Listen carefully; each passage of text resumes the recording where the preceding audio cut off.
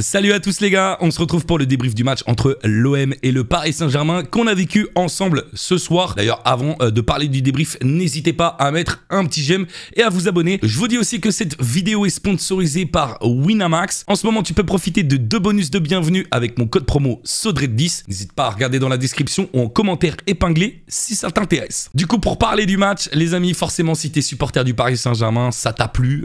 T'es très content en sortant de cette rencontre. Pour les Marseillais, c'est beaucoup plus dur. Et pour les personnes qui sont pour aucune des deux équipes, comme moi, plutôt déçus, surtout de la deuxième mi-temps, parce que le match était quasiment terminé après le 3e but parisien. Et franchement, il y a eu un match équilibré pendant les 15-20 minutes. Et après le premier but d'Mbappé, l'OM a manqué clairement de caractère, selon moi. Et on a pu voir la classe d'un Nuno Mendes, d'un Mbappé, bien évidemment. Franchement, les deux sur le côté gauche, ça a très bien fonctionné. Messi, de son côté, sa performance a été plutôt contradictoire. Certes, sur les 2 passes D qu'il fait, c'est incroyable. Il marque aussi un but, donc il est à 2 buts et 2 passes D, pardon, et 1 but. Mais sa performance, où il a quand même pas mal de déchets dans son jeu.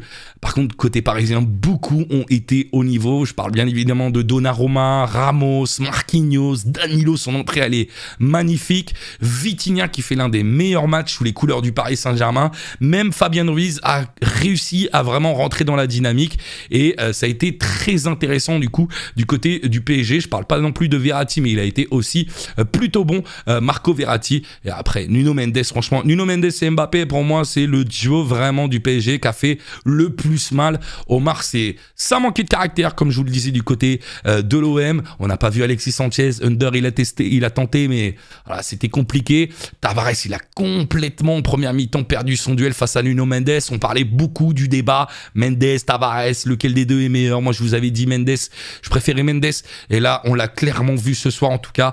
Après, Tavares, c'était pas forcément dans sa position favorite, hein, parce qu'il était côté droit plutôt que côté gauche. Mais quand même, il a pris très cher face à Nuno Mendes, qui l'a complètement bouffé. Pareil, hein, pour la défense marseillaise, Bailly s'est un peu réveillé en deuxième mi-temps, mais que ça a été compliqué.